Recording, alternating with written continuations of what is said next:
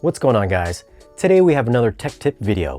We're going to be using a sound level meter to level match all the speakers in our surround sound setup. You can do this with 2 speakers all the way up to, well, as many as you have. Why is this important, you ask?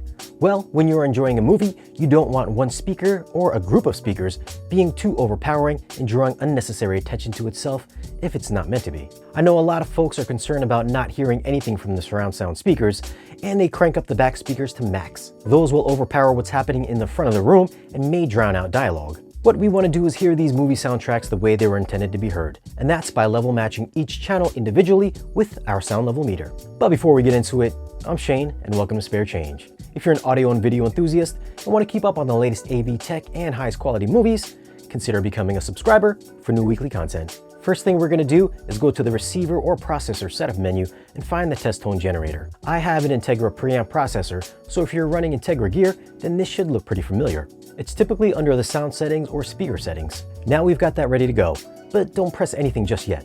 Next, grab the sound meter.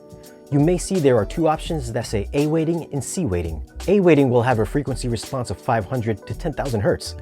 C weighting will have a response of 32 to 10,000 Hz. For home theater usage, we want to use the wider C weighting option. Now, if you have an analog meter like I have here, you'll want to set the dial to 70. So when the needle is at the 0 marking, that means it'll read 70 dB. For example, if the needle goes 2 dB to the right of the 0, we'd be at 72 dB. If it drops -2 to the left of the 0, then we'd be at 68 dB. I'm pretty sure that makes sense, right? If you have a digital meter, then you can just disregard that last part since you don't have a needle. Next thing you want to select for response or speed is slow. If you select fast, then the needle will react to fast changes in sound and bounce all over the place. When you select the slow option, it'll give you a more average response to the sound of the test tone and remain more stationary. Alright, we've now got that meter set up and ready to measure. Before we get into measuring, just a quick tidbit. All movies are mixed to an 85 dB reference level for movie theaters, which can get pretty loud for a small home theater space. Dolby and THX had specified that 75 dB would be a safe reference level for home use. 85 dB could possibly cause hearing damage, but if you prefer to measure at 85, then feel free.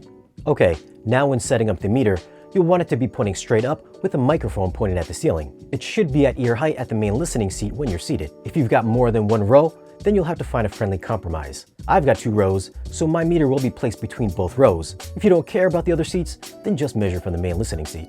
Now ideally, you'd want to place the meter on a tripod or stand. If not, try and find something to prop it up on so there's nothing blocking sound getting to the microphone. If you're holding it up, then there's a chance your body will absorb sound getting to the mic, which can throw off the reading.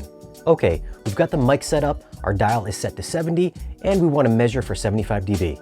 So we want the needle to move to the +5 mark on the display or 75 dB on digital meters. Press start test tone.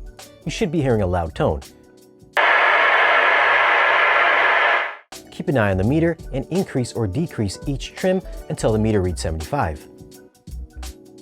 Do this for each channel until all speakers are set to 75. And that's it. All your speakers should be set to reference level, and you should hear all those movie soundtracks the way they were intended. Now, if you want to add a little more dynamics to the system, you could always raise your subwoofers if you want a little more impact. One thing to take note of is that certain receivers and processors will lock the master volume control or large knob on the front of the unit at 0 reference level once you start running the test tone. If you try to raise or lower the volume using the master control, it won't affect the sound level at all. So you'll have to use each channel trim individually. Other receivers or processors will let you control the overall volume with the master volume control even when the test tones are playing. In this case, you want to be sure all levels are set to 0 and change the master volume knob until the front left is at 75 dB or 85 dB. Once that's set, don't touch the master volume knob again and continue adjusting the rest of the channel levels individually like we spoke about earlier. Now usually if you run automatic room correction like Odyssey, it'll set the levels for you. I always like to go back and double check using the sound level meter just because there's always a chance that a channel is off a decibel or 2. So that's it. It's a pretty simple procedure and something anyone serious about their sound should do to their home theaters. If you guys have any questions, leave us a comment down below. Give us a like if you found the video useful, and if you're not a subscriber, hit that subscribe button. We'll see you guys again in the next video.